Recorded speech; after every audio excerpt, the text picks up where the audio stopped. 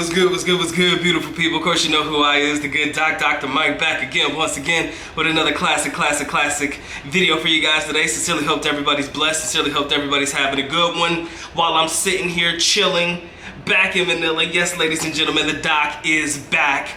I wanted to take time to shoot this video. You can't really see the background, but that is not important, ladies and gentlemen. Wanted to take time to make this particular video because I felt that it was necessary. I'm waiting for my phone to charge so I can go out and enjoy the city, but a lot of people have been asking me more specifically about the idea of whether you should cook for yourself in the Philippines or whether you should go out and eat, and which one would be absolutely cheaper. Now, I've been thinking about this question for a long time, guys. I can't front. This has been a question that I've been toggling through my mind for over the last couple of days, because it's a very tricky situation when it comes to whether you should cook for yourself or whether you should go out and eat. Which one is cheaper, which one is more efficient for yourself. And ultimately, I'll give you my opinion, but like I aforementioned, it does depend on you.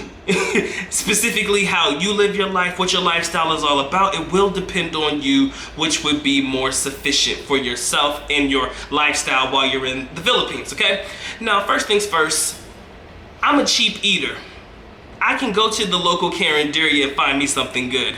I can go to the mall, I can eat a 50 peso meal at Jollibee or Migdo, and I don't eat 3 square meals a day. When I'm in the Philippines, I might eat 1 solid meal, snack throughout the day, maybe 2. If I get up and get breakfast, maybe I'll eat something a little bit later, about 6 or 7, and I'll be good to go. And then I'll have some snacks that I buy at the mini stop or the 7-Eleven, and that'll be okay for me. But for your average, especially your newcomers to the country, your new foreigners to the country, it's going to be very difficult for you to find cheap food, especially if you're looking for your Americanized foods, looking for your fast food restaurants. I mean, you have your KFCs, your McDonald's, your Pizza Huts, and things like that, but eating that every day can definitely be expensive, especially if you're used to your American-sized portions.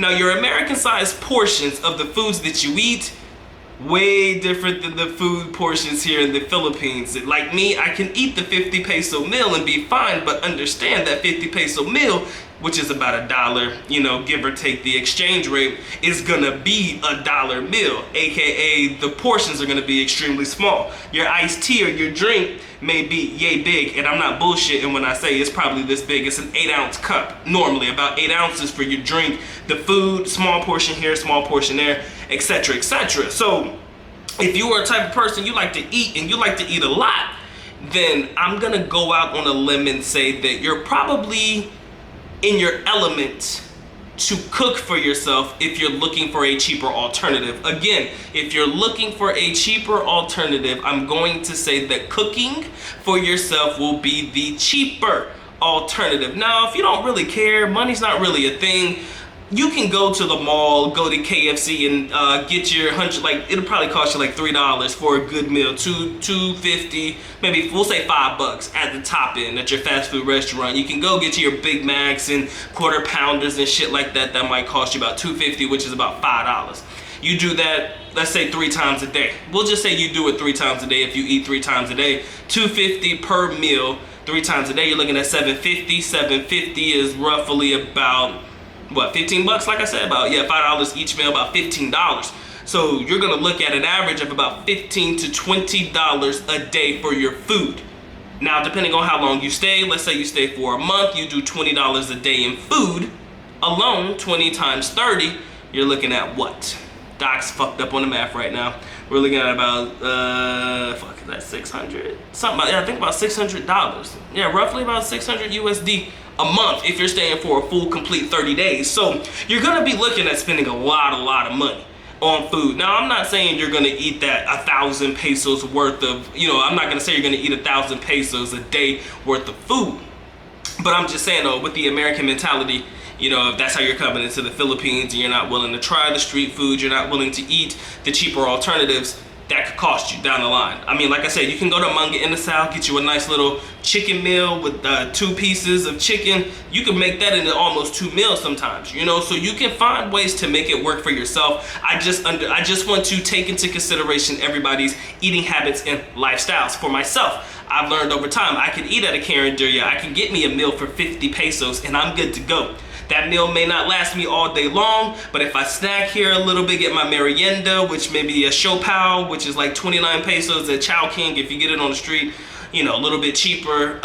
You know, all of my meriendas are very cheap, less than 50 pesos. I can eat on a daily basis because I don't eat 3 square meals a day. I can eat probably a 500 or less, and 500 is an oversight, and the 500 also includes my snacks that I'll get for like 2 or 3 days, buying my bottled water, getting the big 5-liter bottle for myself to hold down, you know, while I'm here, you know, while I'm drinking it and stuff, while I'm in where I'm staying at. Okay, so also, I want you guys to take into consideration your eating habits. If you are Muslim per se, shout out to my Muslim community out there, you don't eat pork, you're not sure what's gonna be put inside the food, you're gonna wanna cook for yourself. Not gonna lie, because they do use pork probably no different than anybody else in the United States amongst the African American community. You know, they put bacon grease and collards and shit like that. I'm not saying they do that in the Philippines, but yes, they do use seasonings that are probably with a pork base at times to season vegetables and other shit like that. But if you are vegetarian, you are vegan, I'm gonna tell you, you're gonna want to do that. You're gonna want to cook for yourself as well, simply because it may not be sufficient for you to go out and try to go to this place and ask questions. Oh, does this product have this in it? Does it have this, that, and the other? Does it have this in here? Does it have that in there? Oh, I can't eat this because of this. Oh, it has eggs in here. Oh, I can't eat that shit. You don't. It's not to avoid all of that shit and to avoid all of the craziness and the headache that may come with it. Probably in your best interest to go ahead and cook for yourself. Go to the grocery store, buy your own ingredients. I mean, try to find your local market, ask somebody, always open your mouth. I'm pretty sure they can tell you where to buy your fresh fruits and vegetables, your green beans, your squash, your whatever vegetables you cook with. You know, you can find that stuff here. You can get fish, isda. Go to your local, like I said, your local market to definitely give you everything that you need, and at least you know if you prepare it, you already know what is in it. Okay, so I definitely wanted to make sure I touch on that. It does depend on lifestyle choice. A lot of my individuals, they like to stay amongst the American food because they trust the American food. Now, when I say y'all trust it, I'm basically saying that it ain't killed you yet, so you still gonna eat it. That's what I'm saying, okay? And I hope I'm not blurred here. I'm just trying to make sure that I'm centered and focused and whatnot.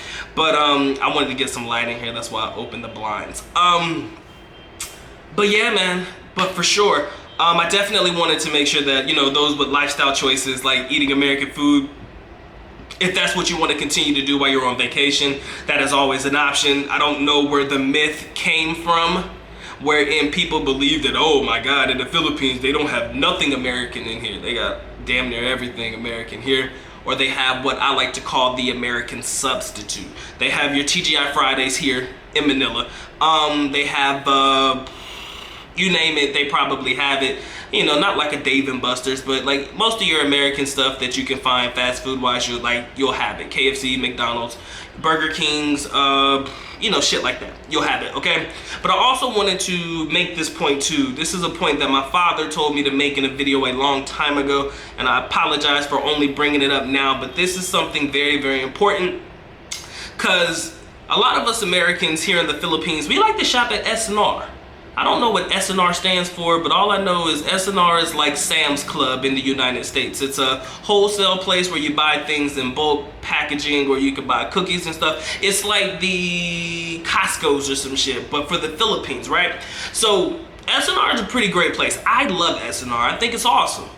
But what a lot of people don't do, what they should start doing, is looking at the expiration dates. A lot of people don't look at expiration dates because they don't really care about expiration dates. I'm not one of them. Matter of fact, when I see that it's about to expire, I normally throw it away, because I know this: if I don't eat it in enough time before it expires, I shouldn't even have it, because Doc likes to eat, okay? And if I'm gonna buy something, I ain't gonna let it sit for a hot minute, you know, and then let it, you know, perish or let it go to waste or anything like that. So if I don't eat it before the expiration date, I didn't need it. Now, of course, if you're dealing with meats and stuff like that, that's a little bit different. I'm more focused on things that you can actually look at a can or look at the packaging and say, damn, this thing expires in like 3 days. What the fuck? You know what I'm saying? I want y'all to make sure that y'all look at the packaging. I want you to, if you care about expiration dates, and you should care about expiration dates in the Philippines, remember where we are, ladies and gentlemen. Remember where we are, okay? So if you do care about expiration dates and stuff like that, like I do, make sure that you look at the packaging before you purchase things. This goes for the people who like to cook for themselves. This goes for the people who like to shop for themselves because they believe it to be cheaper. Now, the $1 million question, I know it took me an hour and a half to get here. Is it cheaper to cook, or is it cheaper to just go out and buy the food as is, okay? This is my last point, and this is for me personally.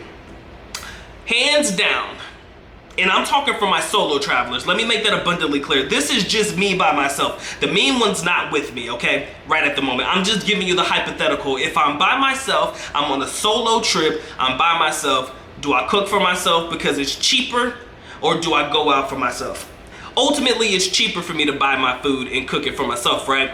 But I like to take into consideration everything that goes into cooking for myself. The preparation, the cleaning afterwards. Hell, ain't nobody gonna clean it for me because I'm the only person here, right? So if you're a solo traveling, you gotta prepare it, cook it, clean it, scale it, marinate it, whatever it is that you're doing, meats or whatever it may be, fish, and do all of that stuff, then clean up after yourself. If you think about the time and effort put into the additional activities for myself, I personally think that you may come out cheaper cooking, but time saving, you might as well just go ahead and buy you something, right? You'll pretty much figure yourself out when you get to the Philippines. It does not take very much. And it does not take very much time for you to figure yourself out when you're in the country. I promise you, you'll get an idea, a gist of what things cost, if it's efficient for yourself to cook it, or if it's efficient for yourself to just go out and buy it. You can go to Chooks to Go. This is not a plug.